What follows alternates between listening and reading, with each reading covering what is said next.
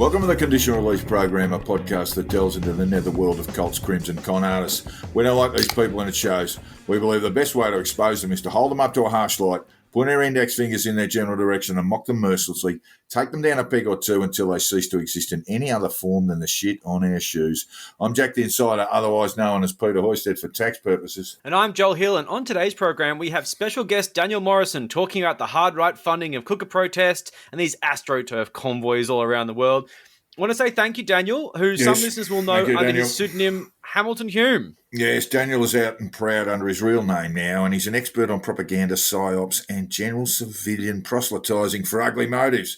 We're very glad to have him on to discuss the Canadian convoy and who was behind it all. Yes, and meanwhile, Donald Trump has had yet another terrible week, Shocker. And it looks like it's only getting worse. Yes, Joel, who could have foreseen that right-wing Fruit Loop and Trump advisor Roger Stone could somehow cause the Trumpster a problem? God forbid, God forbid. And we're going to get to it all right now in glorious, bloody detail in the Conditional Release Program's weekly news.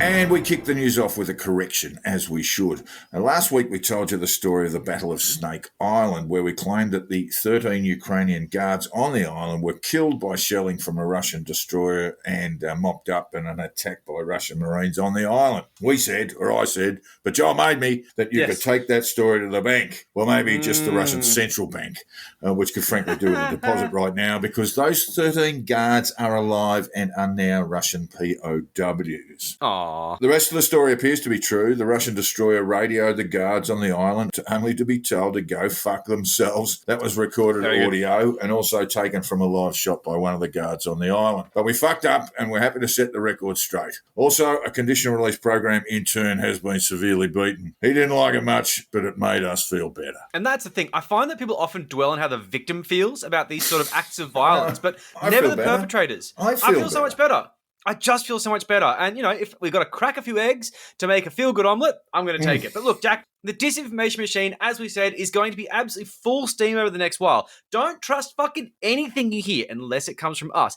Actually, you can't trust us either. You can't trust anyone. So, look, it's war, okay? And it's a digital war. So just fuck it. Sit back, smoke a joint, and listen to an album you haven't listened to in a while. Maybe buy some nice headphones. Now's the time to do it, because honestly, it's just all too fucking much. Tune out. But you can listen to the album later, because now we need to discuss the insanity taking place across the pond. Yeah, now it turns out that Aotearoa is actually completely fucked. I mean, we thought our cookers were bad, but holy shit, the Kiwis are next level. Right up there. World champs. And we have said before, and the wheels are in motion, that we will get a guest to really unravel this, because it's been fascinating, especially how fucking feisty they are. But the New Zealand scene is this whole universe onto itself, and the Aotearoa thing has so many characteristics that we just won't do justice to. We don't get you people. We don't. And for us to make an episode on it, we'll just miss a whole bunch of nuance. But we can report a few things that are straight from the mounted policeman's mouth. And a huge thanks to @LackOfToast on Twitter for giving me a shitload of stuff to look at. It's just a huge thanks, because it just makes my life so much easier to find this shit. Great Twitter handle, by the way, too. Lack of Toast.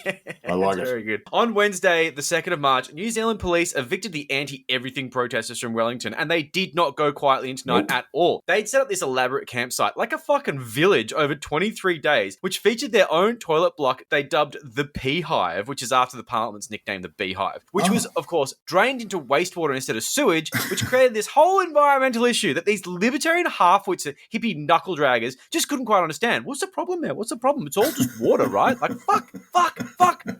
But aside from that, similar to this sort of quagmire in Ottawa, Wellington had been taken over by these COVID-infected angry idiots who are harassing businesses, causing shit, and just serving people with these soft-set arrest warrants after they're being slighted by asking, please wear a mask. And they're just poo-covered plague rat pests. Not much hygiene. Not much going on. It's bad. So while most people left when the police showed they really meant business, and it was a long time coming, the leaders of the movement, as usual, insisted people stay and hold the line. And fucking hold the line they did. They left their cars to be towed away by police, often leaving dogs in the car to make it harder for police to move them.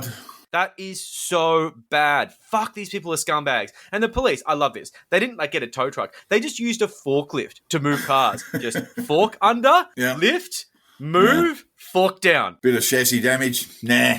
Don't worry about it. Nah, fuck them. The Canberra convoy were pissing and moaning about having their cars towed by professional towers who towed them down the road to a free parking area and didn't charge them. It's illegal parking. To legal free parking. Yeah, like they did them a fucking favour. But the Kiwis are like, nah, you are boxes in a warehouse. Move. Love that. So, look, in a similar move to the Canberra convoy, that, let's face it, actually left with far less violence. Like the Canberra convoy were assholes, but nothing like this. No. The protesters were openly discussing online the use of children as human shields, putting on the front lines because it limits the amount of options that police have. Like, you know, you can't use pepper sprays liberally, you can't use LRADs in the same way, but this is just the kind of thing they do because at the end of the day, police are going to use pepper spray if you come at them. And if your kid gets in the way of that, that's because you're a bad parent. A terrible, terrible parent. Save the children by getting them pepper sprayed. Yeah. 100%. It's character building, right?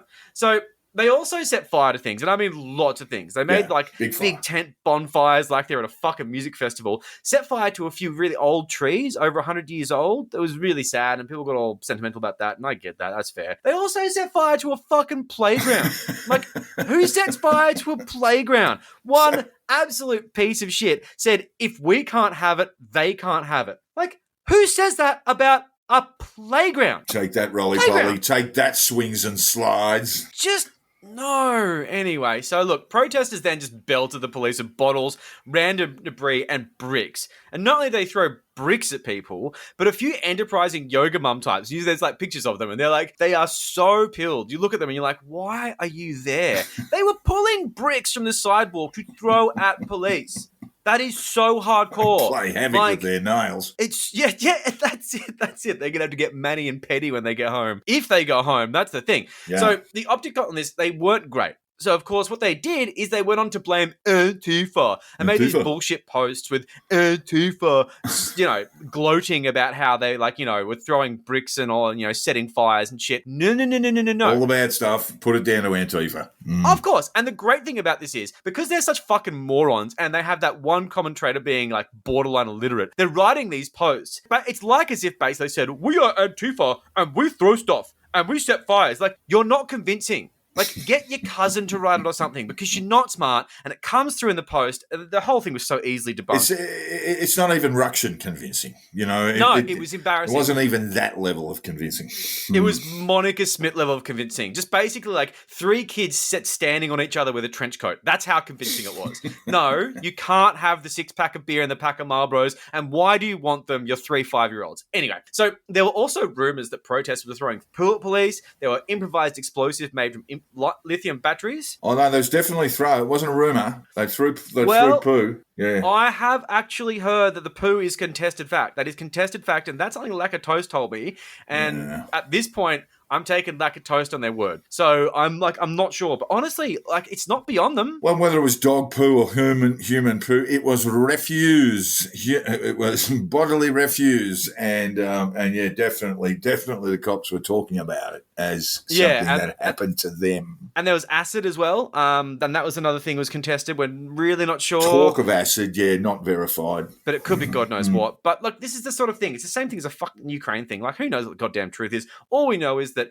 these people suck. I mean, they're using dogs as human shields, so fuck them. Anyway, they also claimed the Parliament building, which is the beehive, as you said, was emitting EMF, electromagnetic fields, that was burning the protesters and giving them, wait for it, flu-like symptoms. No, it's not EMF. It's COVID and sunburn.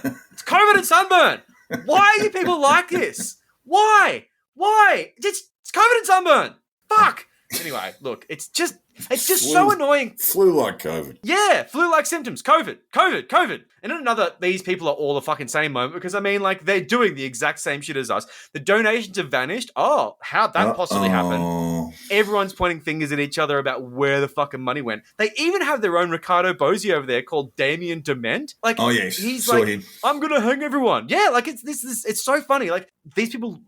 they read off a script. They're all the fucking same. It's like our protest has been directed by Jermaine Clement, and Written by Taika Waititi. Yeah, directed by Taika Waititi and starring Jermaine Clement. Yeah. Yeah, and Rhys Darby's got to be in there somewhere. Just like like a wandering idiot hippie or something. He'd be great. Actually, he would play a great cooker. He would be very funny. Oh, anyway, yes, absolutely. We'll have to make this happen. So basically, of course, they've got like their subsets, these idiots in jackets that say common law sheriff on it. Like, I'm guessing that, like, you love the polo shirt, you're open about the polo shirt, but in New Zealand, it gets cold at night, right? Like, it's getting a bit chilly. Yeah. So you got to have that sort of law enforcement toughness. That's what the polo shirt's about.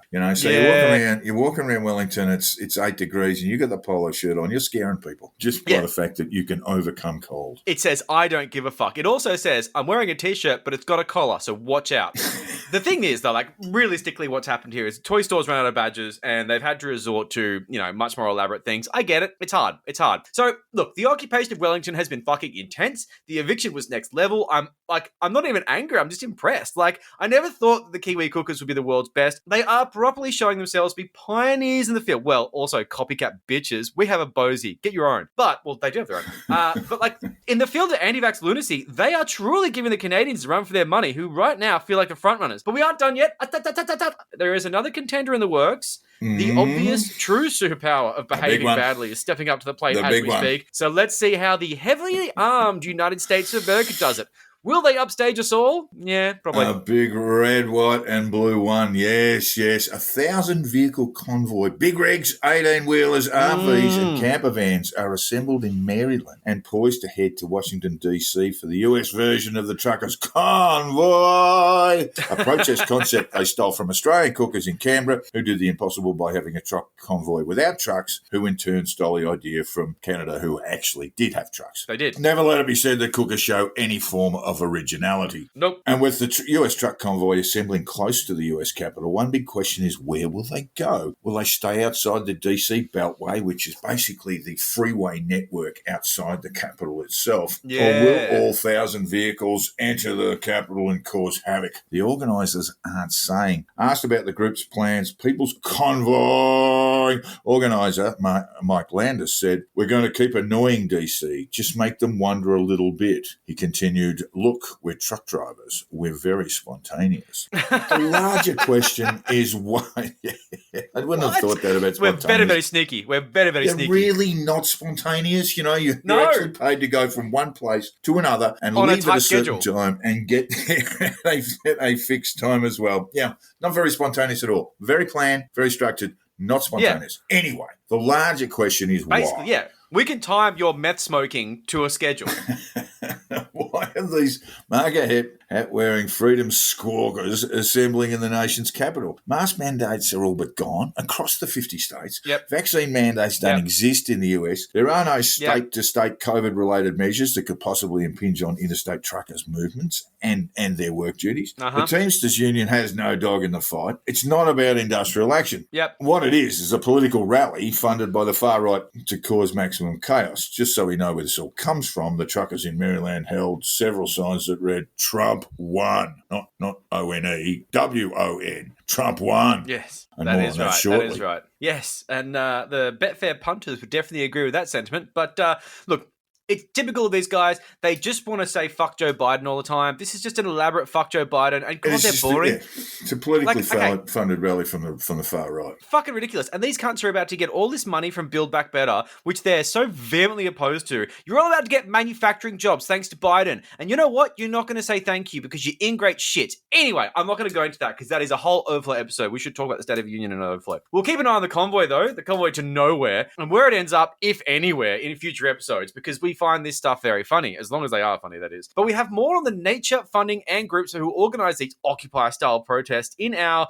Just Asking Questions, which is the deeper dive that's no longer called the deeper dive. So when we have guests, which we have this week, Daniel Morrison, we're just asking questions. We're just asking questions, and we'll just ask questions later in this episode. We are just asking questions. We are. And meanwhile, in related news, the Trumpster, Master POTUS45, has had another bad week, Jack. This is really a shocker. So on Thursday evening, AEDT, the Select Committee into the Jan 6 insurrection, announced a legal filing that Trump may have engaged in a felony while attempting to subvert the 2020 presidential election. The committee has argued that attorney-client privilege should be waived in testimony and documents being kept by John Eastman, a lawyer for Trump, and one of the architects of the plan to disrupt the Electoral College count on Jan 6. The Select Committee also has a good faith basis for concluding that the President and members of his campaign engaged in a criminal conspiracy to defraud the United States, it was alleged. The attorney-client privilege is waived under US federal law when documents relate to a criminal act. Oh, interesting. So the committee said it believes Eastman and Trump took part in a federal crime that carries a maximum penalty of 5 years in prison and a $500,000 fine. Eastman exercised his Fifth Amendment right against self-incriminating testimony 146 separate times when he gave testimony in December last year. That's a lot. That is a lot of time. 146. That's crazy. Well, the crux of the matter is that Eastman had written to Vice President Mike Pence urging the Veep to delay the Electoral College vote for a period of 10 days. And Pence, as we know, refused, of course. But in that letter, the Select Committee believes that Eastman acknowledged that what he was requesting on behalf of the Donald was, in fact, illegal. He actually said, look, I know this is very dodgy. This is actually a crime in progress, but I'd like you to do it anyway. The committee wrote, plaintiff knew what he was proposing would violate the law, but he nonetheless urged the Vice President to take those actions. That's where we get to the waiving of attorney-client privilege. Heavy. Yeah, so that's one bad thing. But the bad day got a whole lot worse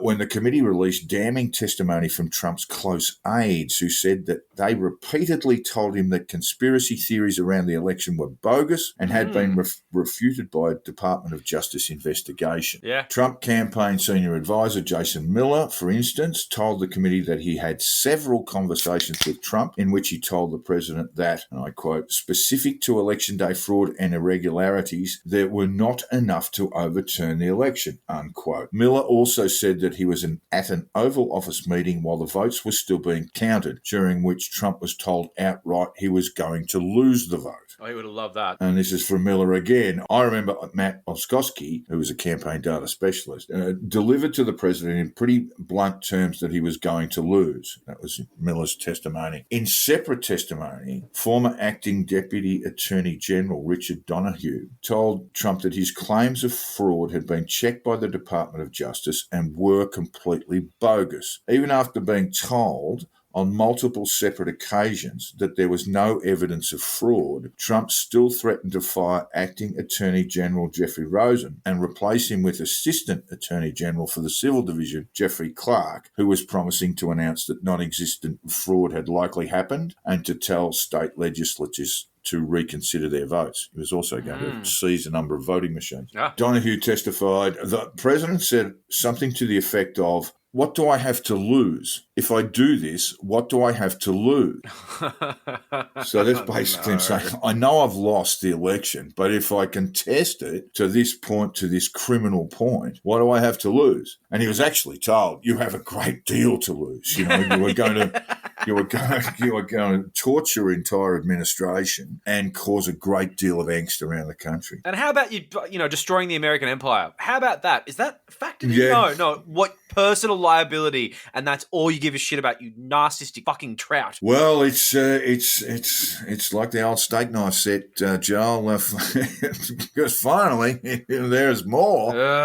Jesus. The committee says it's possible Trump engaged in a conspiracy with the rioters on the day on January 6th, but the committee has established less evidence in that respect. But that may be about to change because later that day, another piece of the puzzle fell into place regarding potential links between Trump and the Jan 6 mob. Jesus. After the Jan 6 committee's filing, the Department of Justice announced that a member of the Oath Keepers militia, Joshua James, pleaded guilty to seditious conspiracy for his role in organising the attack on the Capitol. Why is that bad for Trump? Well, James had previously been photographed as a bodyguard for Trump confidant and his political fixer, Roger Stone. Ooh. Which brings us to Roger Stone, who was, and you have to take a moment to draw breath to fully appreciate the hubris And I'd urge listeners, having a look at the Stone tapes on the Washington Post is worth the price of your subscription. And they've got a special on at the moment, so I think it won't cost you anything for the first month. It's really worth looking at. This is a guy who knows he's being filmed, running around and committing felonies. It's just unbelievable. Because he's got a documentary crew behind him, and he's saying illegal shit. He's got it was a Danish documentary team, amazing hubris, running around behind him, and he's just out and proud, just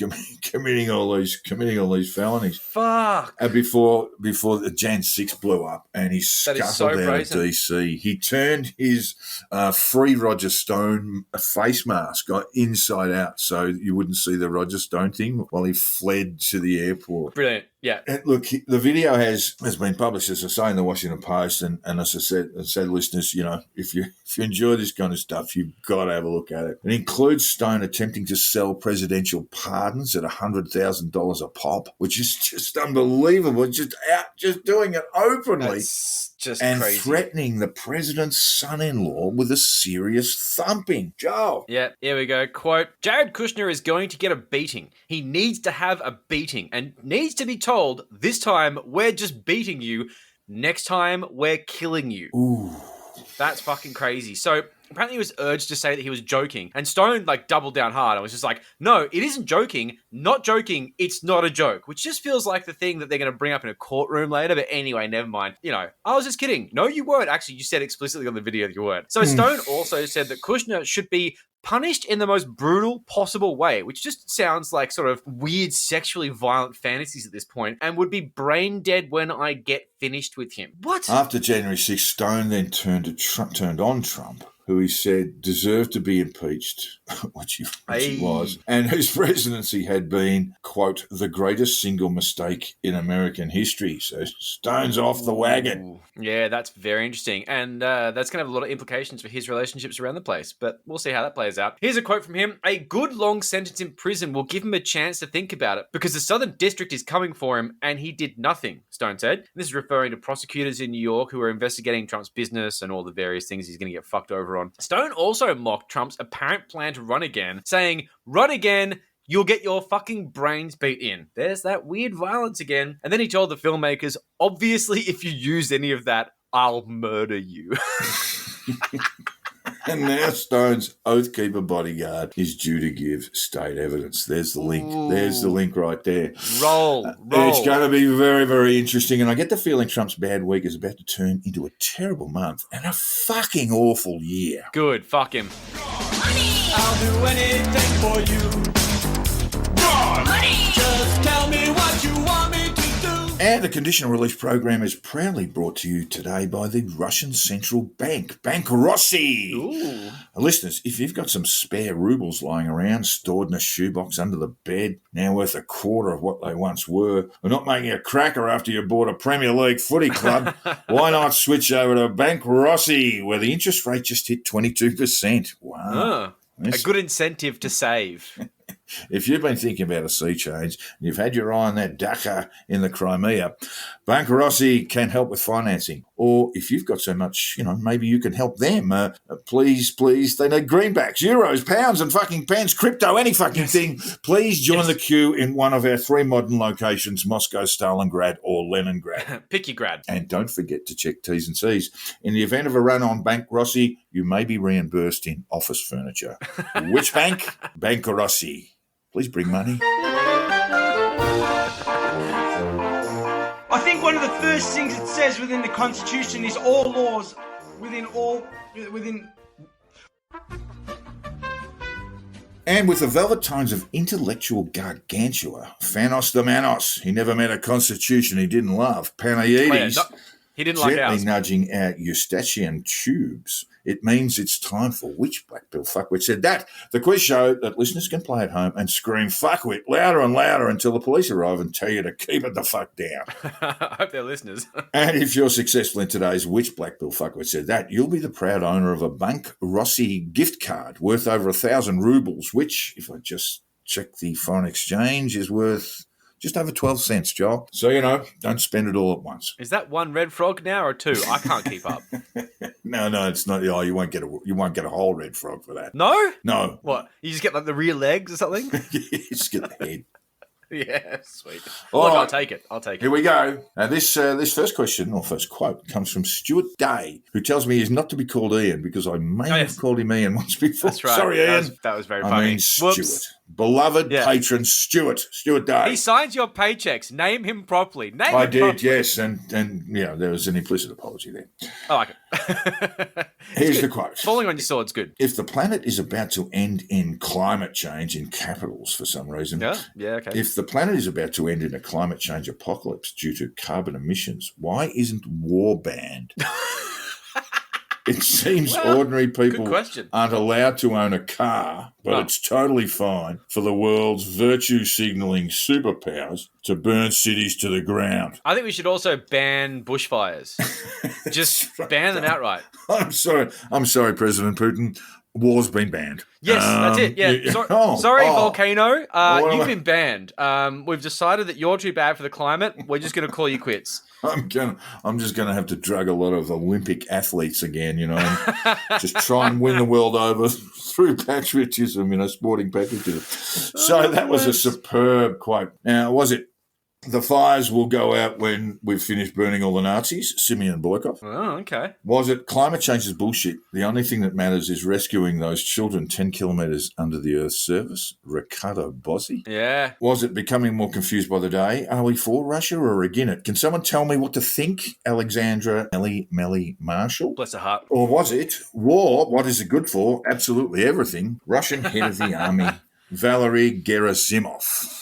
Okay, well, this one I'm going to have to answer with a heavy heart. This is why you have to bury the quote. Make sure that the quote is buried. Put it down, write an intro, make sure, because Gmail shows you the start of the email in the fucking title line. And I avert my eyes, but Jesus Christ, guys, there's only so much I can do.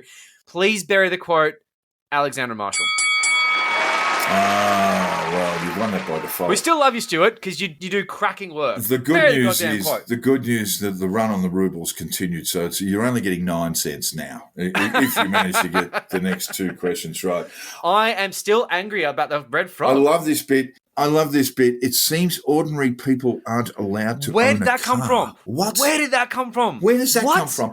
You actually want to look at car ownership and the price of cars compared to median income. Cars have never been cheaper. Never been cheaper. It's insane. It's completely insane. The whole thing is just nuts. And depending on the state you are, you can drive death traps on the road with fucking impunity. In New South Wales, okay, you have basic conditions, but in Queensland, you can basically drive a wooden spoon. It's really, they don't have strong rego requirements up there.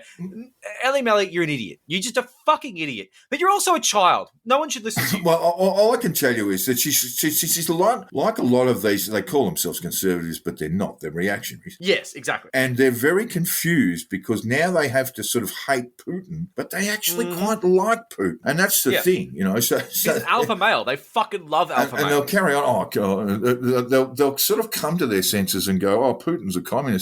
Well, he's not really. No, he's not a fucking communist. He's a kleptocrat, idiot. He's really over on your side. And you know Very why? much so. You know how we know? Because you've been cheering him on all until this moment, and you've gone, oh, now what do we think? Yeah.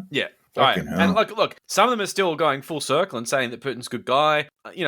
Yeah, that's the killed stuff we've talked about before. Not many. Well, there's some interesting takes on Telegram. All right, so you got a freebie there, Joe, and I don't like it. Yeah, it was a freebie. This is actually really tough. Oh, no. Here's the question. They say about America, diversity is our strength today. I look at China, I look at Russia. Can we give a round of applause for Russia? Oh, fuck me. This was after the invasion, by the way. Can we give a round of applause for Russia? Was it Georgia Republican Rep. Marjorie Taylor Greene, Arizona Republican Rep. Paul Gosar? Was it not representative but a Republican among other things, Nick Fuentes? Or was it 9-term Republican former Iowa Rep. Steve King? Yeah, you didn't leave me a lot of fucking space here. Look, I'm going to go with Fuentes. Yes, absolutely right. Yes, you've Yes. just won. Let me check. You've just won 7 cents. Fuck! My red frog is getting smaller and smaller. I'm not It's cool with getting this. I have smaller to as well. compromise for a green frog. It was, in fact, Fuentes. This was the America First Political Action Conference. That's the one, yeah. In Orlando on Yeah. February 25. He's a little fucking Fuentes Nazi. went on to say, and now they're going on about Russia and Vladimir Putin is Hitler. And they say that's not a good thing, with a laugh. Yeah. He really is a that's terrible piece of right, work. Yeah. He's But such Joel, a cunt. here's the really critical thing. Guess who else was there? Listening to Mr. Fuentes. Marjorie Taylor Greene, Georgia Republican Yeah. Rep. Marjorie Taylor Greene. Arizona Republican Rep. Paul Gozzo wasn't there this year. He was there last year. Yeah. And 9-term Republican former Iowa Rep. A man known for many, many racist outbursts over the years, Steve King. He was there. Yeah. He was there this Just a time peeled too. clown convention. Fucking disgusting. It's so hard to reconcile all this sort of stuff. Like I said, smoke a joint, put an album, just tune out. Because this Not is now. just fucked. Finish the podcast. No, not now. No, first. listen to Finish us. Blackpool And I'll- Fuckwit. I mean, God. And download our episodes several times. Joel's on track to win 3 cents here. No wonder our fucking listenership's going down. I keep telling them to stop listening to our podcast. Yeah, that's not smart. All right. Here's a quote. As soon as the pandemic narrative begins to lose power, we see a ramp up of the rhetoric against Russia. Why? Because it is the beat. I think he meant to say best. They got a little bit clumsy with the fingers there. Because it is the best way to hide what is happening on the ground worldwide medically. There's some conspiracies there, Joel. Strong. Was that strong. resigned UAP Senate candidate in New South Wales, Sean Ambrose, was a disendorsed UAP candidate for the federal seat of McNamara in Melbourne, Earl Jefferson, Oh, I was like it head of the Australia One Party, which isn't a party, it's not a political party. I don't think it's the sort of party you'd want to attend on a Saturday night. Ricardo The Bozzi. drinks are very shoddy. Or was it resigned UAP candidate for the federal seat of Flinders in Melbourne, South East, Morgan C. Jonas pulled the pin yesterday. I think it's A. I think it's Sean Ambrose. Oh, Joel. Fuck. You missed Is it Morgan? You missed, yeah. No, Earl Jefferson. Oh, what? Who the fuck is Jefferson.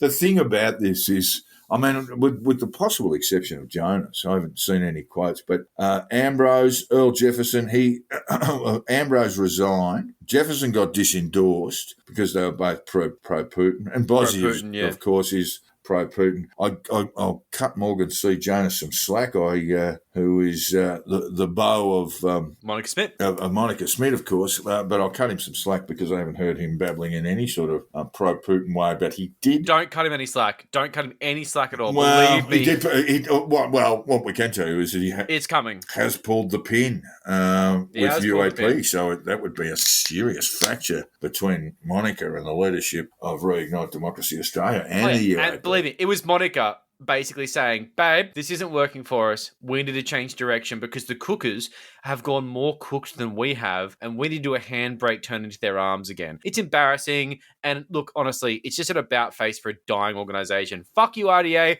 We won't miss you. You didn't do what you wanted to do, and now you have to try and be a travel blogger again, Monica. Yeah, with all of these people, and we can go back to the second question with Taylor Greene and Gozar and Fuentes and others, and include in this group Ambrose, Jefferson, and Bozzi. You know, I've said this before. You know, 2 words which should send a shiver up their spines: internment camps. You know, Yes. Imagine having to share a bunk bed with Bozzi. You would be hung. That's how this would work out. Maybe even well hung. Well, and if. Yeah, well, you know, prison does strange things to a man. Anyway, now we ask listeners to send us an email if they come across something really, really stupid said by Black Bill Fuckwits. We want your input, listeners. If you've recently come across something posted that is so bizarre that it can only be appreciated by the criminally stupid, drop us a line. Send you a stubby holder. Same thing as always, man. Send us a quote, but bury that motherfucker because if I read it, then I get it, and then I mock you on the air. We've seen proof of this now. He will I've got cheat. fucking If you eyes. give him an opportunity, he will cheat. I've got fucking eyes. I've got to start making rules so it's automatically forwarded to you instead of because I can't trust you and you guys. Anyway, look, all right, the stubby holder's pretty good. Even so good in the fact it is clinically proven to keep drinks cold. Clinically proven. Clinically and furthermore, And furthermore, the conditional release program stubby holder has recently been deputised a common law sheriff and can make arrests of politicians you don't like. Hurl Dan Andrews in prison in the morning and you'll be sitting back drinking icy cold stubby by the afternoon. It's in the Constitution, people. Not that Constitution. The other one. The real one. The one that's $30 from Wayne Glue, postage and handling extra. 30? It's over 100 anyway. I thought it was only $30. To be fair, I haven't bought it. No one really has. We asked listeners to drop us a line if they want to contribute to which Blackpill fuckwit said that. Mark to the attention of Jack at our email address, theconditionalreleaseprogram@gmail.com. Bury the quote.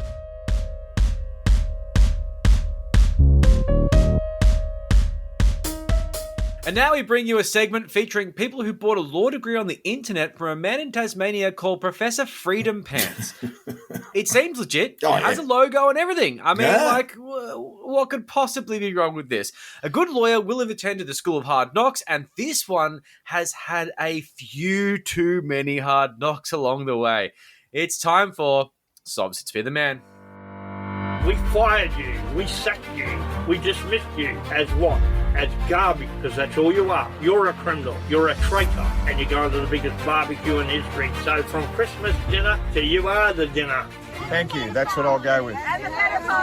And a big thanks to Isaac for this one, and while we did get it sent by about 1 million people this week, he got in first, so thank you, Isaac. Thank you, Isaac. Yeah, what do you get when you put a rugby league prop and the free man on the land movement together, Joel? You get a big unit hitting up hard on the cops and a magistrate while demanding his constitutional rights that go back to Bible days. On February 9, Brent Kite, who won the Churchill Medal for Manly for being best of field in the 2008 NRL Granny, was a free man travelling along the land when he was pulled over by the New South Wales cops for a random breath test. He declined to lower his window and show his licence, claiming the random stop was a breach of his constitutional rights. The ones he learned about on the internet.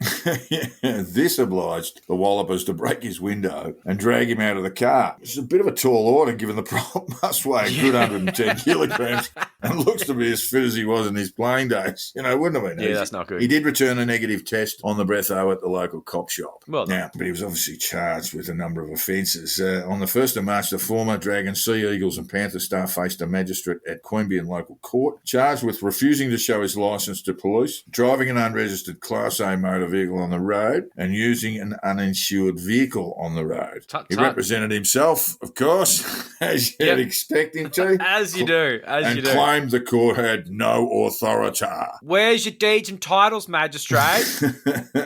When a bemused magistrate, his name was Roger Clisdell, asked Kite if he had joined the Sovereign Citizens political movement, good guess, Roger, Kite responded, "You can't tell me what I am and am not." That sounds like a sob-sit way of saying, I know you are, you said you are, what am I? It's a classic, it's just a primary schooler comeback there. Like, well done, but they're not setting their best. Yeah, what he actually did say was, "I'm just me, Brent, a living man. The corporation has no authority over the living man." Ooh, yeah. Handcuffs, though. Kite demanded the case be dealt with by a jury with 2 magistrates present, arguing it was a requirement that goes back to Bible times. And the magistrate, this is fucking great, who's had clearly enough of this football shit already, offered to cut himself in half if he wanted 2 magistrates present. Too, yeah. That was very good. So good. Because the thing is, a lot of judges, they get caught up in this idea of respecting them, and they do these big, long-winded judgments about how, okay, this pseudo-legal gibberish is not going to work, blah, blah, everything nice to them. You know what? No. Laugh at them. Because they're funny. Mock them. Mock bit of mockery. Good on you, Clisdell, mate. You're a fucking legend. Yeah, we like you. Magistrate Clisdell warned Kite he would not tolerate nonsense. "It's not nonsense, mate," Kite shouted. "I've been bashed and pulled out of my car before I've been arrested. Does that sound like due process?" Ooh, okay. You've got those legal issues. Big words. He's watched some Law and Order, hasn't he? Yeah. LA Law. He's a big fan. LA Law. Showing your age there. He also claimed the road rules were nonsense. And, there's nonsense again. And he wouldn't obey the instructions of this, quote, shitty little court, unquote. Bit harsh. Yeah, mate, it's actually nice. Got comfy chairs and everything. Yeah, bit of wood. Yeah. Later, Kite took to Instagram to explain himself. Of course. Yeah. Disclaimer here, he said, he wrote, I'm not an anarchist. You don't even know what it is. I've learnt what my rights are, and I will stand for them because I want a better and fairer court system and government. No. What you want is you want to make up the court system and government as you go along. Anything that you want illegal is suddenly a fucking hanging offence. Don't give me that shit. I'm not an anarchist. What does that even fucking mean?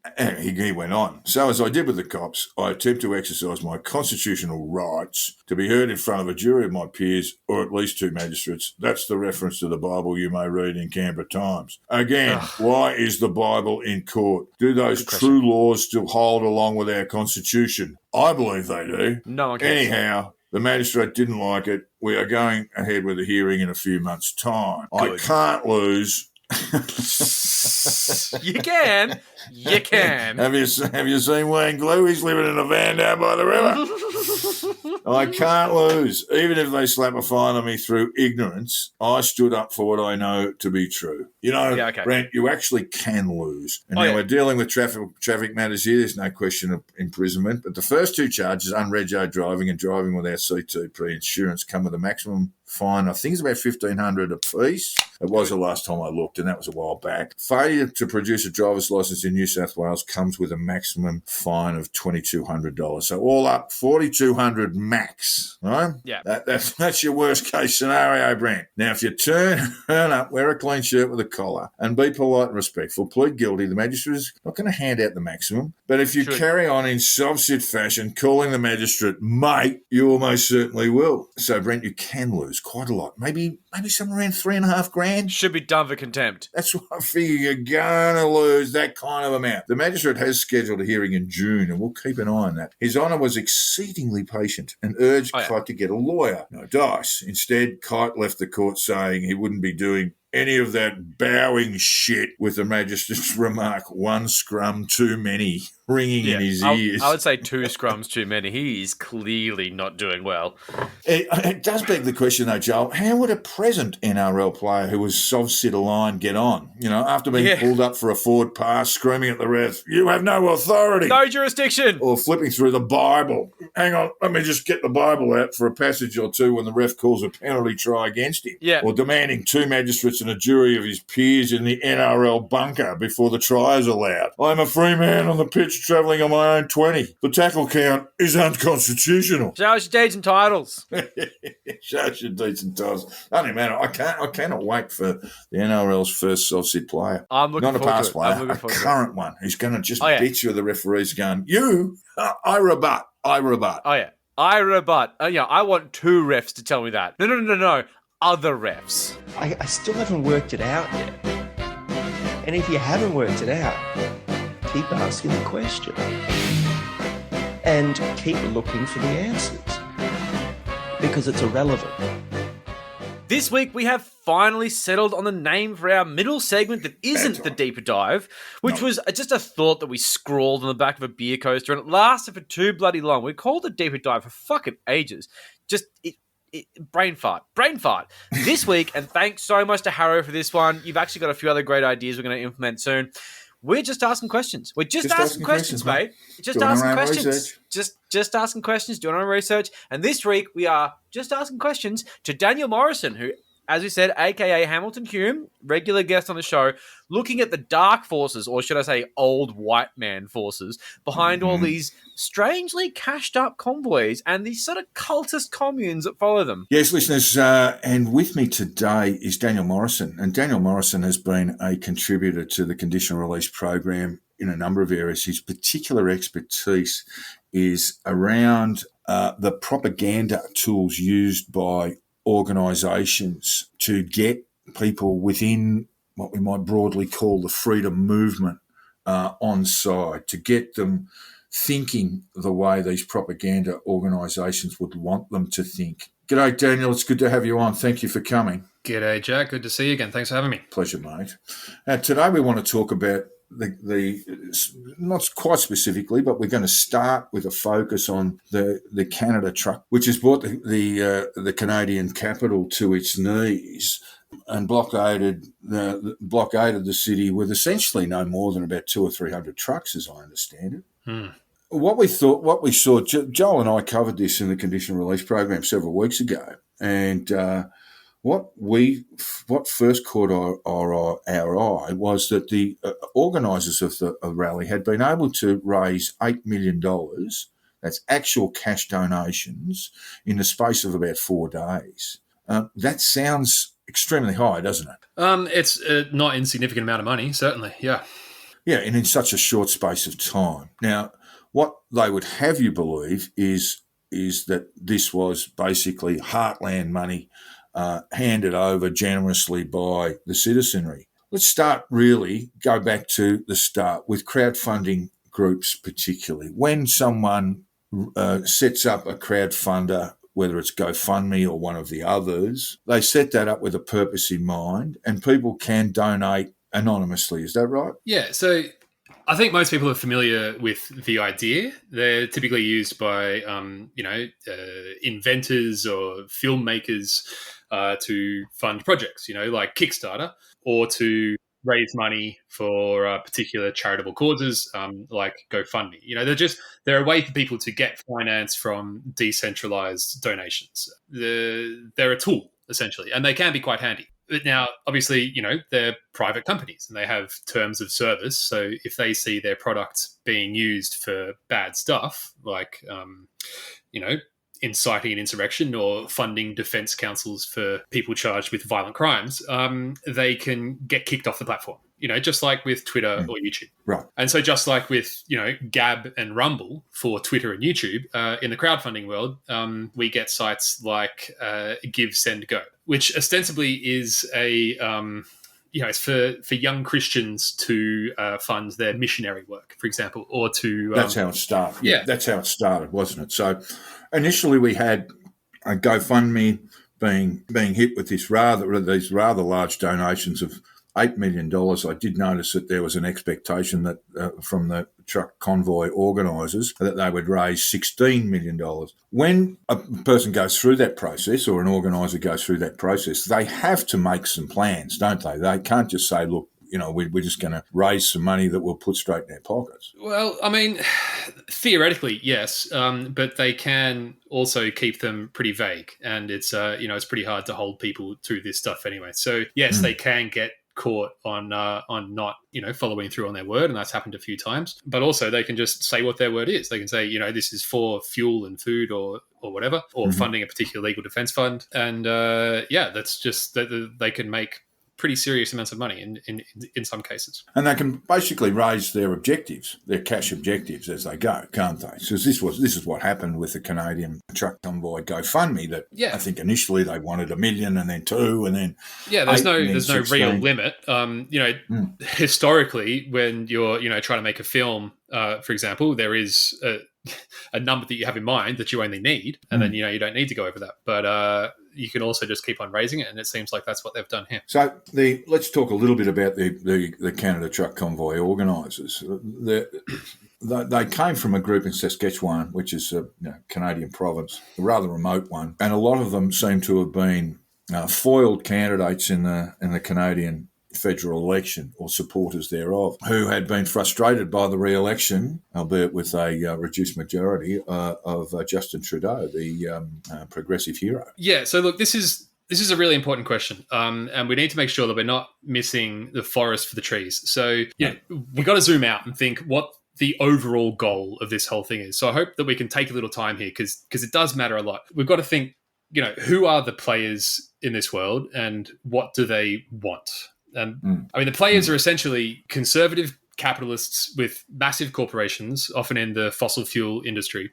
And what they want, ultimately, is the freedom to make as much money as possible, right? And what gets in the way of that is the government, because the government regulates them, right? They make them fix their leaky pipes and keep their employees safe and pay them properly and all that sort of stuff. And, this is before we get to the existential threat of things like action on climate change. But it's not just money either. It's also racism, like, where does all the anti-discrimination legislation come from, right? It's the government. They're the ones who said that you can't ban people of color from the lunch counter. Right? So the government really is the Conservatives' ultimate enemy, which almost sounds like a strange position to us now, because generally the Conservatives have the power to control the government, either through lobbying or bribes or think tanks or whatever. So the government typically becomes just another instrument of their power serving corporate interests. So that's why it's the progressives who have been fighting on that. But the arc of history is long and it tends towards justice. They can't fight that tide forever, and gradually progressivism creeps through. And this, of course, makes the Conservatives furious because they're very accustomed to things going exactly their way. Thank you very much.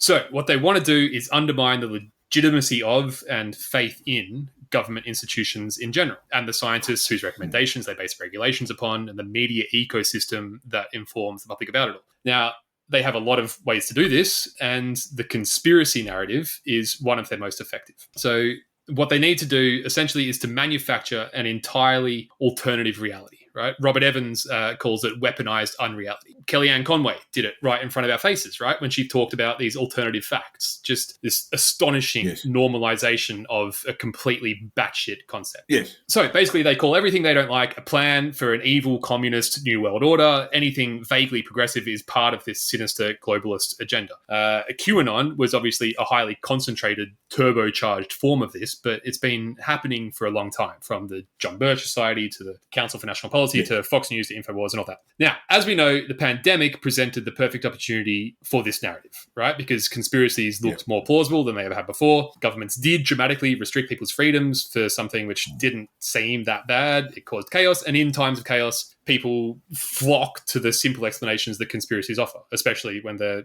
locked inside with nothing but time. They can often flock to the extremes. I mean, we could talk for hours basically on definitions, but I'd hesitate to describe conservatives. Conservatives is going to catch all these days, isn't it? It is broad, yeah. But what we're really talking about, I mean, there's almost a beauty to conservatism as in its defined state, but these are not conservatives really. They are reactionaries, aren't they? They are essentially people further from the right than they are to the centre when you talk about the corporate world. This is the problem. It's this whole big melting pot, right? It's this soup where you do have conservatives mixing with the reactionaries, and not just conservatives, but progressives as well, right? Yes, so that's sort of the whole point. Yeah.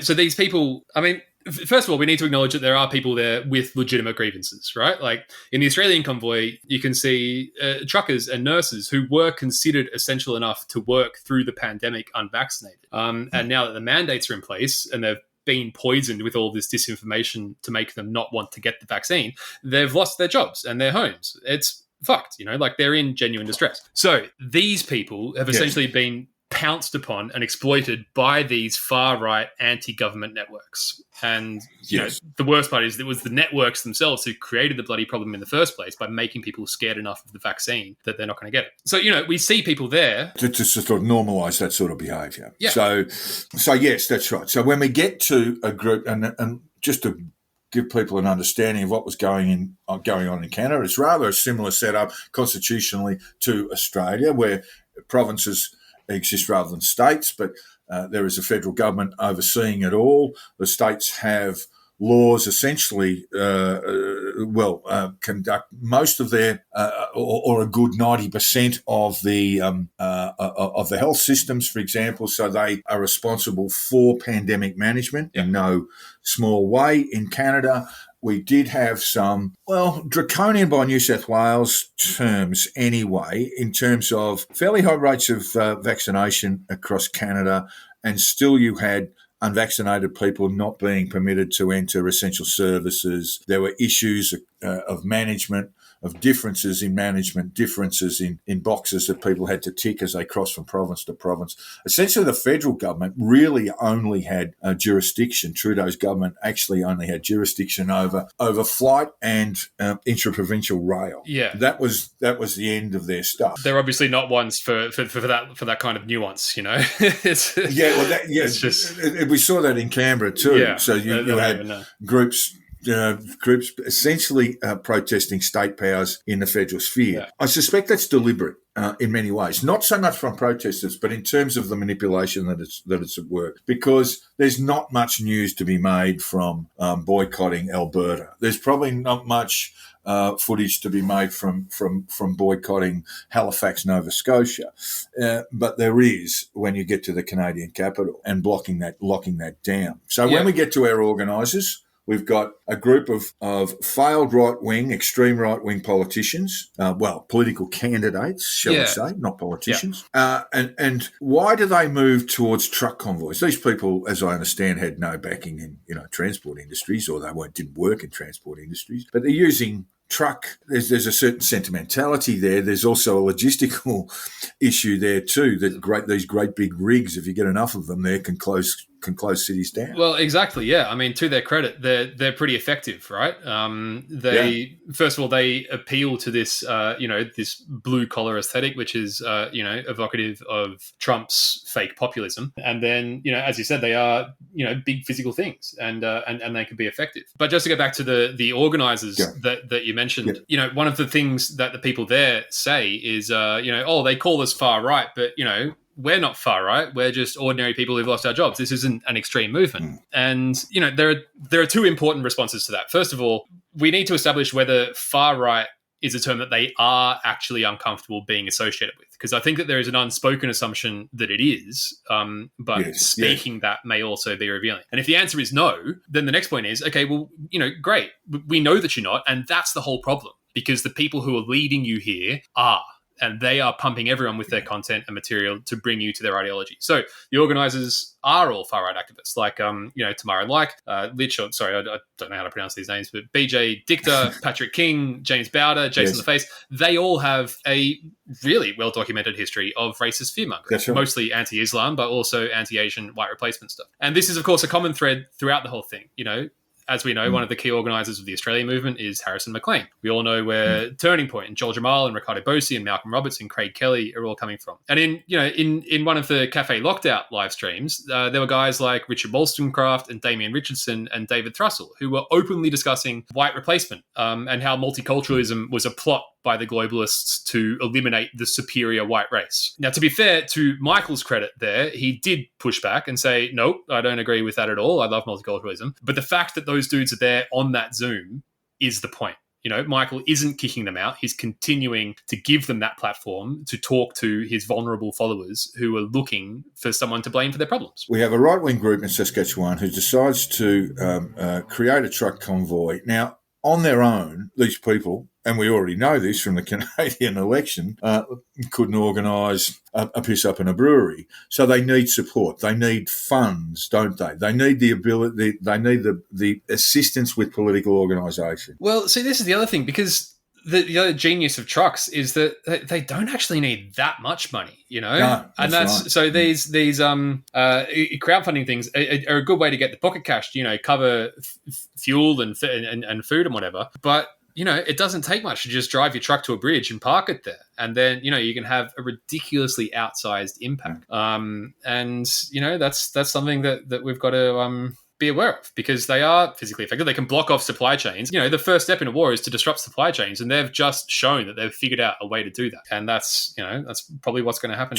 Just to give people a bit of background on the Canadian trucking industry, it is an industry with a very heavy number of employees, or percentage of employees who are South Asian migrants. Right. Very few of whom have engaged in the protests themselves. They have other greater concerns, as people working in the transport industry, truckers particularly do. That is overwork, dangerous conditions, the fact that you could leave your home on a big rig, take a big trip, roads aren't great, and you're driving too long, very dangerous job it is. Those would be the main concerns. Those are certainly the main concerns of the major Canadian trucking and transport unions, who again had nothing to do with this particular protest. But I guess now we're getting back to that crowdfunding issue. So the GoFundMe raises $8 million in the space of 4 days. And we know now that a lot of that money was not coming from blue-collar Canadian sentiment, out of blue-collar Canadian sentiment, but it was coming from American far-right groups, wasn't it? Yeah, so I've got some of the numbers in front of me here. We've got 93,000 individual donations, 56% of which were from America, 29% of which were from Canada. But on a dollar basis, most of it was actually from Canada. It was 4.3 million from Canada and 3.6 million from America. Biggest was $215,000 from an anonymous donor, and then you got people like Thomas Siebel, who did put his name to $90,000. If you take out those top two, it's an average of about $90 per donation. So there was some organisational donations there, two rather substantial ones. While we can get a handle on some of the donors, there was something very secretive about this too, because we know that a lot of the promotion of the convoy itself and indeed the fundraising around it was driven by a hacked Facebook account that was owned by an almost stereotypical old lady in Missouri. Yeah, so this is where it starts to get even messier, right? Like tracing this stuff back can be really tricky, because to me it's not just about the funding, it's about the information, right? It's about the information that's motivating these people. Yes. And funding can be used to refine that information and to hire a Bangladeshi marketing firm that can then hack the account of this woman to then start these Facebook groups to radicalize these people. But that's sort of always going to happen. What's really going on is that they basically pump all of this disinformation content through whatever means they can. They use Facebook and YouTube and Twitter and Instagram. And when they get too extreme for that and they get banned off there, then they, first of all, cry about being silenced and censorship. And then they just go straight to Telegram and BitChute and Rumble, which was, of course, funded by Peter Thiel, because that's a tool that he recognized he can use to advance his ideology. So, it's not necessarily $50 from a family in Taree that's making the difference here.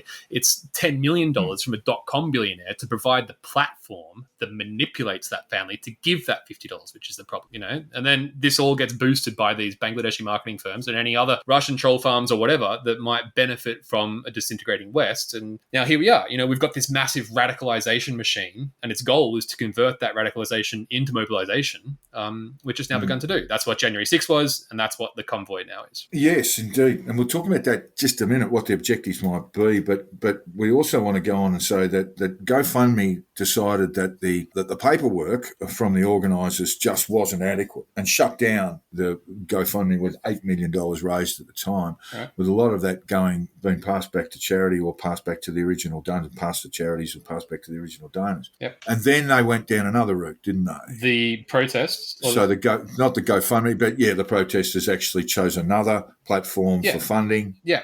And they just raised it on Give, Send, Go instead. Give, Send, Go, as we discussed, has a sort of Christian right background. And it was also hacked, wasn't it? And we got to see the data of where a lot of it comes from. But this is why, you end up playing this sort of game of whack-a-mole, right? Like you pop down, you smack one, and then another one just pops up. And this is why I think it's important to look at the information aspect, and where it's coming from, because they're always going to find another avenue of making the money. And even if they don't come up with these crowdfunding things, it's Simeon Boykov can just rock up with a suitcase full of cash and just drop that in the middle of it, Like it's just, there are ways for them to raise money. There's always going to be ways for them to raise money. It's easy enough. Exactly. I guess the fact that whether it's protests in Canada, freedom protests in Australia, there always seems to be people who've just got $50 to throw in the pot, and they are sort of, I'd say, those blue collar donors in many ways. It never ceases to amaze me just how much money people raise. You mentioned Cafe the Lockdown. They raised $14,000 when they asked for a bit of help just to get them some petrol money and food to Canberra. Pretty amazing what they can do. And, that 14 grand, it might not seem like much in the scheme of things, but luxurious drive. They help people feel involved by, they give people a way of putting their skin in the game, right? Now they feel connected to it. And I think that's a factor as much as anything else. It's also good content that, they can post and share, and they do raise a bit of cash, which, always helps. And also for us, they give us an idea of where some of that energy is coming from, right? So especially if people can hack them and we can see where it's coming from, then we can then use that for our reporting. When we look at objectives, these objectives are pretty forlorn, because you've got, in the Canadian capital, you've got trucks basically shutting it down. You've got perhaps, I think, 5 of the 10 provinces have now said, look, we're going to look at our things like vaccine passports and mandates and mask mandates and so forth. We're going to look at all of this. But it was always down to those individual governments to make those decisions anyway. Yeah. So I put it to you that the organisers have a much broader objective, and that objective is to essentially bring governments down, if not down, then at least place them under such pressure that perhaps your workaday Canadian voter is going to look at this and go, oh, maybe I'll vote differently next time. Exactly. But there is political, electoral pressure at play. I mean, this is a recently elected government, but now they're under the pump and they're polling badly because of this great morass in their capital, in the administrative capital of Canada. That's exactly right. And this goes back to, I mean, this is why I wanted to zoom out at the beginning to put it in the context of this whole anti-government thing, right? They want to bring that government down. But before we even get to that level of extremism, because, it's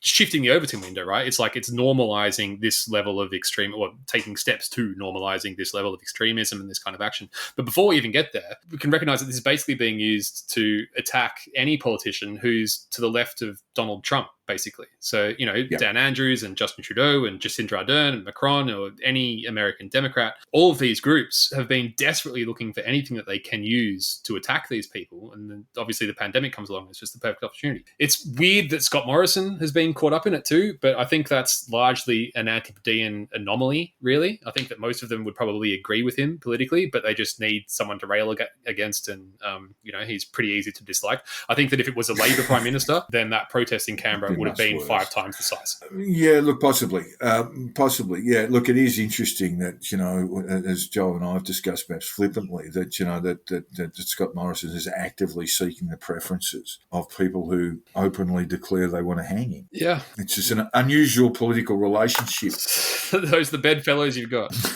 Yeah, indeed. And look, it remains to be seen just how deep that enmity is against a Liberal or coalition government in Australia. We're about to find out in the next couple of months. Yeah. But really, when we look at this Canadian situation, we are looking at foreign interference, aren't we? That's it, of the kind that if it came from another government, be it in DC or be it in Beijing or be it in Moscow, there would be considerable alarm and ambassadors dragged before foreign ministers and given dressing downs. But this is a little bit different, isn't it? Yeah, you could say that for sure. This is why I tend to think of it and talk of it in terms of a transnational network, right? A transnational network of private influences, because it's not state actors necessarily. It's these private, groups who are influencing the state through their own operations to achieve their political agendas. And it's pretty fair to say that they see Justin Trudeau as Satan incarnate. He is the kind of leader of the progressive world, I suppose. Well, literally, yeah.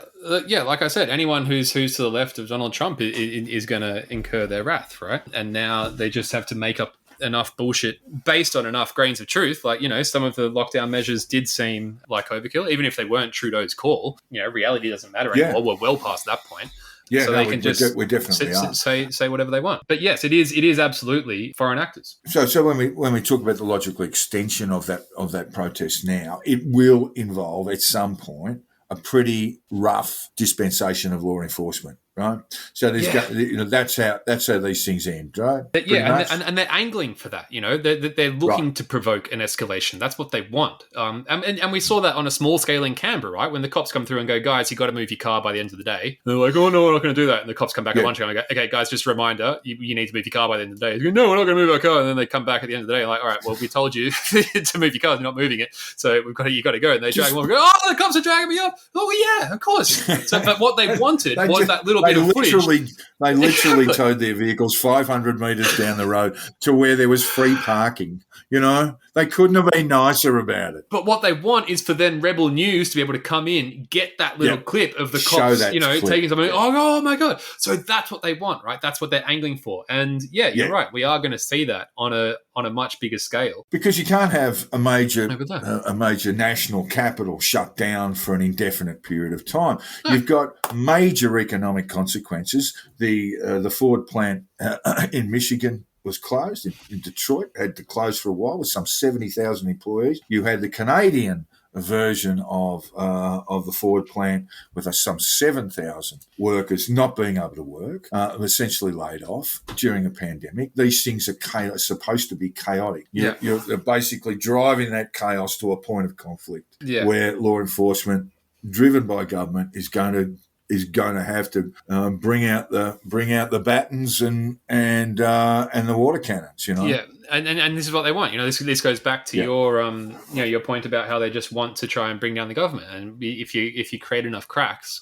then that's sort of how they can do that. So then there's a question of what to do. Yeah, it'll bring it down incrementally. They're not going to, if we take it into a Canberra context, and we'll move to that just in a minute. But they're not going to storm into Yarralumla, and the Governor General is going to obsequiously, terminate the current government and call elections. Those things are never going to happen. But what happens incrementally is a loss of faith in political institutions, a loss of faith in the government of the day, which may or may not be a bad thing, but is essentially driving, and I would say, a lot of unpopularity with the Morrison government at the moment. And so you do have, potentially, through these sort of tampering and tinkering, this incremental change, that once we do get to the ballot box, that the ballot box will reflect perhaps that minority view in an amplified way. Yeah, that's all it takes is a few votes or a few preferences in the right seats in the right place, and you can make a big difference. Saw it in 2016. We saw it with Brexit, and it completely changed the course of the world. Now, the Canberra rally was a different organisation. There was no sign of any foreign money, certainly not in any substantial way. Yes, there was foreign money. I should say that there was a lot of money coming from Canada, but there's this sort of diversity within the freedom movement in Australia that means that there are at any given time up to 25 different crowdfunding donation drives underway. You've also got a sophistication, a level of sophistication amongst some groups, including RDA, who you just donate to their website. No one sees how much is donated in total. We saw that when Monica Smith was arrested, that there was a sum of $300,000. That was not through a crowdfunding platform. That was done directly through their website. And then once they got to $300,000, it was an embarrassingly large amount. So they took the donation, the total figure of donations given down. So you've got this sort of hidden side of things, but you've got this proliferation. We talked about Cafe Lockdown. Of course, there was James Greer, who started the first GoFundMe that raised, correct me if I'm wrong, something like 160,000, I should say, without anyone really having any sense of where the money was going. Yeah. So that's a grift. Do we separate the grift from the manipulation for political means? I mean, it just seems to me that a lot of the Australian figures in the movement are grifters first. I think there's certainly a component of that, yeah. But I think that it's, I don't think that fully describes the entirety of what we're seeing. And no. This is why I think that, arguably a more important thing to look at than the money is where the information is coming from. Like what's actually motivating these people. And, what we see when we look, because, like you said, when you're looking for foreign interference, you can look at the receipts of the donations and you might not see much there. But that doesn't mean that there isn't foreign interference happening, because you don't know what's actually influencing these people. Because when you look at the Australian convoy, for example, it's basically the result of a QAnon operation. One of the main organisers is this guy called David Guru Graham, right? And yes. When you go back through his content, he's literally talking about having inside information about tunnels and election fraud and Hollywood Satanists and, yes, literal QAnon, like actual Q. He says that he's gone on a few live streams with a few guys in America and, then it gets a bit more energy. He does a live stream with Pat King from Canada in January. And then suddenly he finds this Jim Greer guy who's driving from Perth to Canberra. They team up with Ryan Harder, and that's the genesis of the convoy, right? So before any money gets involved, it's Guru being influenced by these QAnon narratives, right?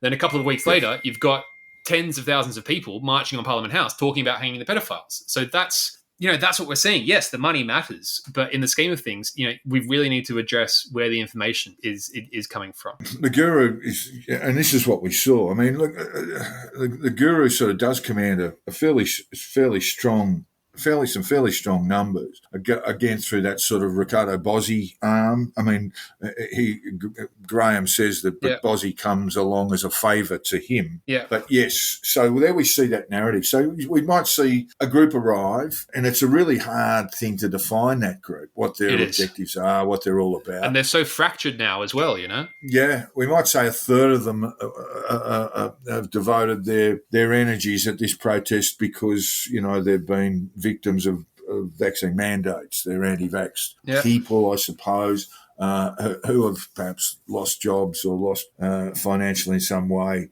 because of mandates. And that seems to me to be a reasonably genuine form of protest. Yeah. But then we get to this other 2/3, and it's again, it's a sort of, I described it as a sort of potpourri of human grievance. But a lot of it is driven by this sort of Q-aligned cultishness, isn't it? You know, Yeah, absolutely. there was a magnificent moment where someone was filming a live and talking to a guy who looked sensible, looked rational. He was asked why you're here. He said, look, I'm here because of vaccine mandates. I have concerns. I'm worried about the future. I'm worried about vaccines. It seemed rational enough. And then a woman came up behind him and just started screaming pedophiles, just pedophiles over and over and over. Yeah. And that, to me, was encapsulated what this protest movement is about and isn't about, you know, because it's really not about vaccine mandates anymore. It's about a complete loss of faith in government, a complete loss of confidence in our political institutions, including the courts, and a clinging to of bizarre sort of cult type beliefs. And this goes back to what we were saying before, where, you know, it's that melting point. The melting pot. It's the bringing together of those two people, and then they join each other's Telegram channels, and then that crazy lady slowly begins to radicalize that guy who did seem pretty reasonable talking about the vaccine mandate. That's the thing. I mean, it feels like we're kind of pretty lucky in Australia that most people are pretty laid back. You know, we don't have this. It's not as virulent as it is in America, but the concern is that, you know, with this stuff going on, how much longer are we going to be able to say that for before this stuff continues to escalate? Because, you know, these people have resources to continue to radicalize people, to ramp all this up. They're not going to stop. You might have seen yesterday that New South Wales Police presented evidence at court over a fellow who was involved in a siege in Windang in the Illawarra, and the police evidence indicated that he had been radicalised essentially online, driven to adopting far-right and neo-Nazi sort of an ideology. Is also found in possession, allegedly, of a significant amount of child pornography. So that's the even stranger thing, is that fellow would have been screaming, you know, what's happening to the children? Save the children sort of rhetoric while engaged in basically the traffic of child sex material. Yeah, I hadn't seen that story, but sadly I'm not surprised at all. Yeah, look, he let rip. Look, it happened very early in January. He let rip with a high-powered rifle, which clattered into a house 3 miles away. Oh, Jesus. Then got into a cafe and commenced a siege with 2 people inside there that went on for several hours before he gave up to police, and then they conducted the search on his home, full of Nazi paraphernalia, swastikas, Nazi flags, etc., child sex material as well. And according to the evidence that was presented at the first hearing, he's been denied bail, this fellow. According to New South Wales prosecutors, they believe that he was radicalised online. He may well have had some significant personality deficiencies in the first place, but he had been driven down this path essentially by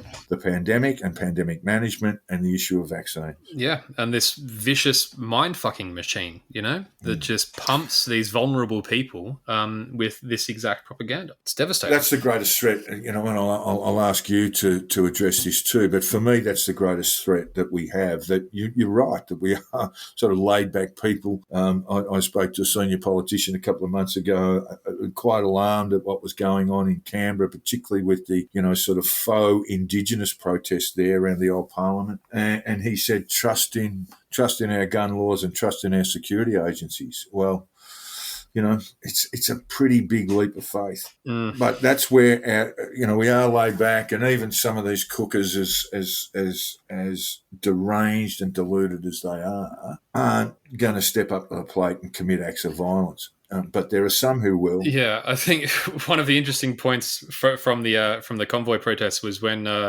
Malcolm Roberts is standing up and being the voice of reason.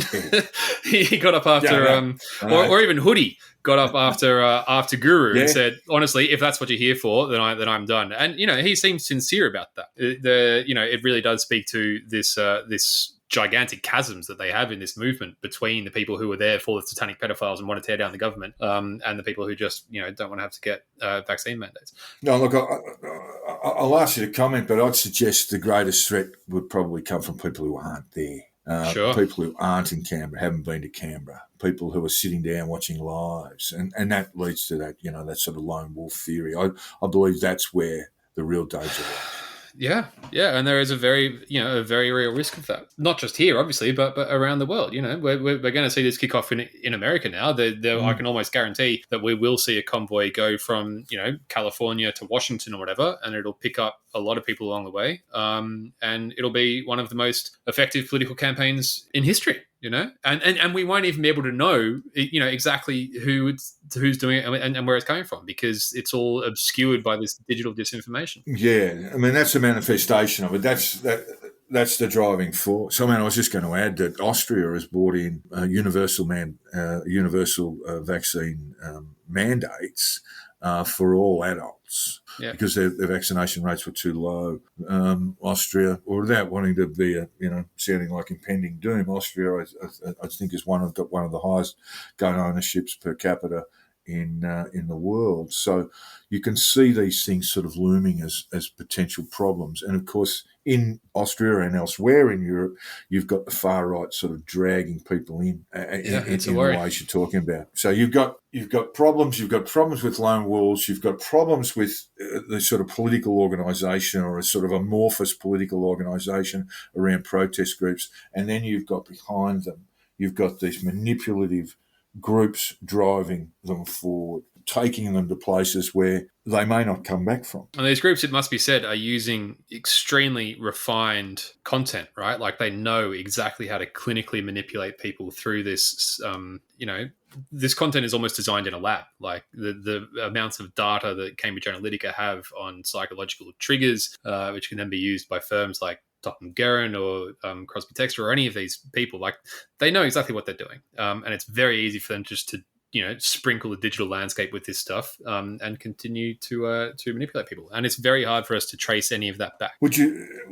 How does it compare with what we might call the sort of traditional cults, Scientology? Yeah, you certainly see a lot of parallels, right? This is it's basically like those, except with vastly more effective recruiting strategies and vastly more damaging implications. So that's not a very comforting answer, but that's basically what we're looking at. We are very much looking at cult dynamics ramped up by a factor of a lot, both in the recruiting and in the the damage that they can do. Yeah, and we're seeing the sort of cult behaviour in response. So people throwing that last $50 that they have to their name into a bucket because they've been led to believe that they have vaccinations part of a depopulation program. Yeah, what are they supposed to do, right? Like, they're doing the right thing. No point having money in the bank if the world's going to end. If they think that Parliament is full of pedophiles, then by all means, absolutely, you have to go in there and get them out. What else are you supposed to do? Like, they're doing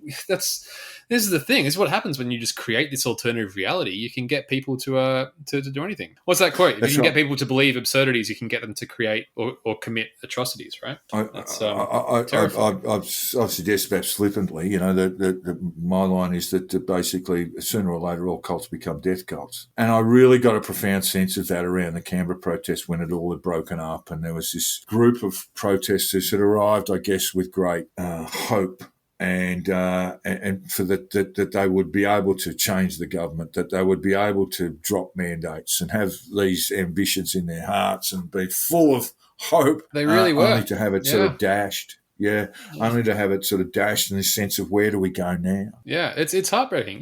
They arrive, and speaking of cults, you could see the love bombing, it's called, when the cars were driving into Epic. The streets were lined with people going, yeah, woo, so glad you're here, welcome brother. Yeah. And that's absolutely a cult tactic. And, you can see that in other circumstances, that would be a heartwarming community. These people are fine. They're smiling and saying good morning to each other. They're sleeping together. They're all there for a common cause. there's a lot of wonderful aspects to it. It's just a shame that it's built on lies that are going to destroy our civilization. Well, thank you very much, Daniel. I think that's fantastic and where we probably should be leaving it. Thank you so much for your time. Thank you so much for your thoughts. You're a deep and profound thinker on the movement, and it's great to have you on. Pleasure as always, Jack. Anytime. Thank you very much. Now, Pete's really fucked up this week, listeners, so much so that I'm refusing to give him an intro. You can get fucked. Fuck him. You'll find out all about it on the Week in Pete Evans. Ugh. Yeah.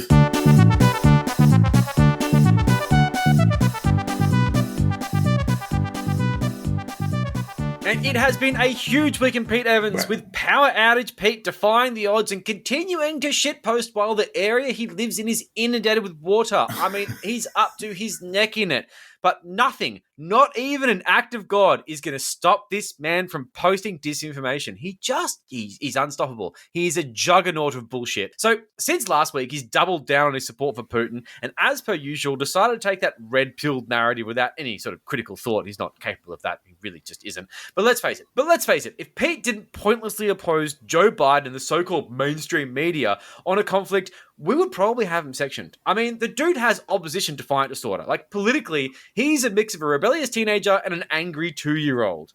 So this week, Pete's really been dialing up the fear a notch with hysterical posting about vaccine reactions and, the jab is dead set going to kill us all. Not him, not his mates, but it's going to kill fucking everyone else. And this does appear to be what he genuinely thinks. And the amazing thing is that he doesn't seem too bothered by it. Like, he's sort of upset in a way, but kind of not. Maybe he is a sociopath after all, but he seems much more interested in being right about it. He really, really wants to be right about this. Right about the deaths of millions or possibly billions of people. Yeah. Oh, So he can say, told you so. I told you so. Told you so. Told you so. Everyone's dead now. Told you so. What a fucking idiot.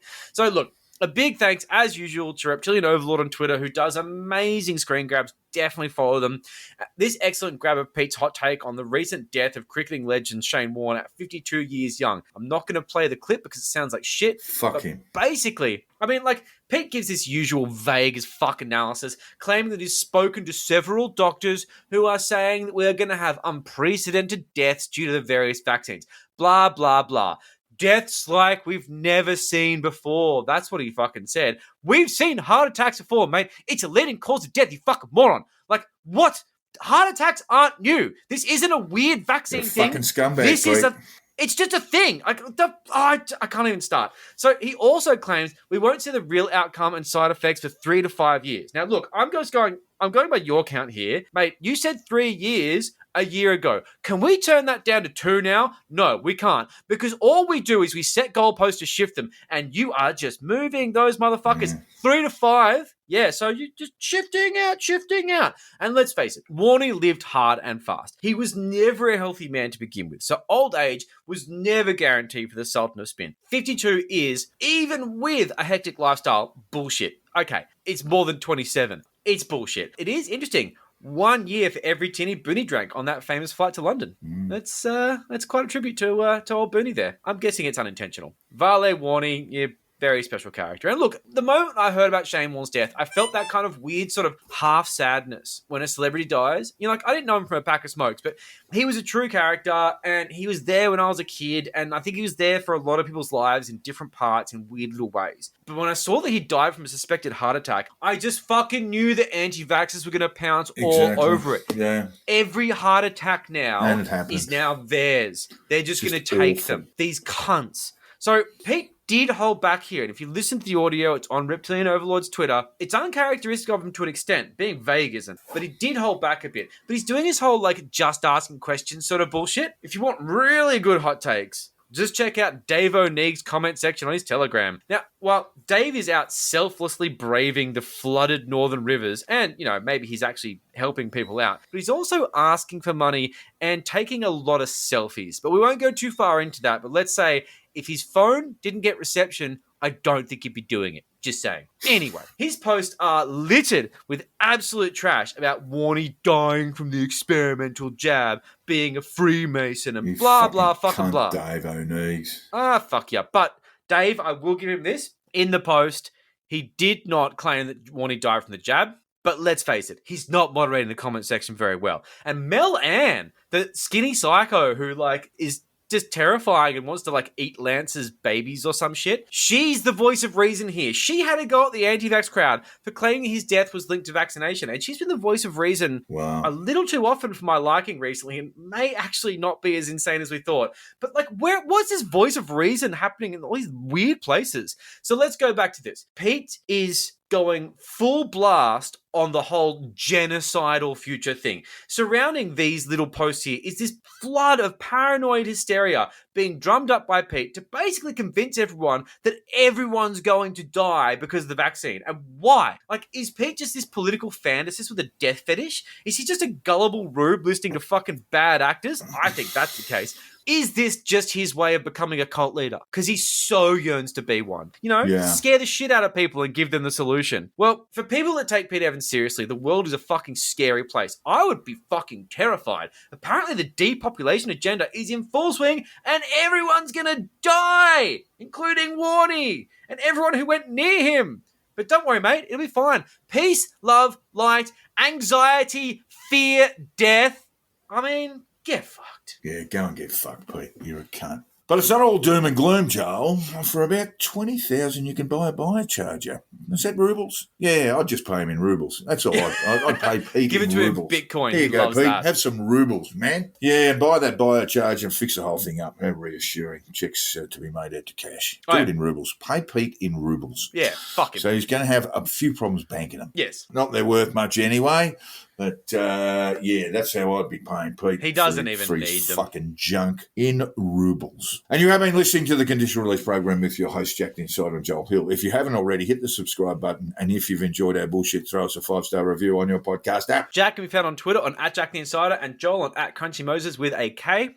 We set up a Facebook page. You can find it fairly easily. Just search for it. Like, we're pretty unique. Promoting a podcast is easier said than done. It's really embarrassing when you do it yourself. It's that really weird midpoint where you really want to, like, you know, promote your thing, but it also makes you look a bit of a prick. So please promote for us. It's way more authentic coming from you. It just makes more sense. And the Patreon is up and running, and we ask listeners to consider throwing a few dollars our way. Yes, for as little as $5 a month, you can access all sorts of bonus content. We're doing quite a lot of it at the moment. It's actually decent value. And if you give us enough money, you can watch us record the show. It's a backstage Yes, we'll pass. have a guest along next week, I'm sure, Joe. We will. And if we get to 1,000 patrons, we promise we will buy our own big rigs, big fucking trucks, or at least hire them. Big rigs on a convoy. Drive them to Canberra and just shout freedom from the window, maybe pedophile, and definitely yell out Trump won. Because Trump won. Trump won. So join up at patreon.com/the Conditional Release program. I need a new big rig, listeners. That's right. How is he going to get to the shops? Yeah. And, you know, I'm going to be doing my own traffic management. And finally, all feedback, tips, and death threats should be sent to the Conditional Release program at gmail.com. We would love to hear from you, even if it's simply to inform us that we've inadvertently joined a protest and we're now members of the Hitler Jürgen. They do have a terrific gymnastics program, though. You know, world class. I might need to lose some weight, Jack. I might need to lose some weight before I jump in there. Thanks, listeners. See you next time. See ya.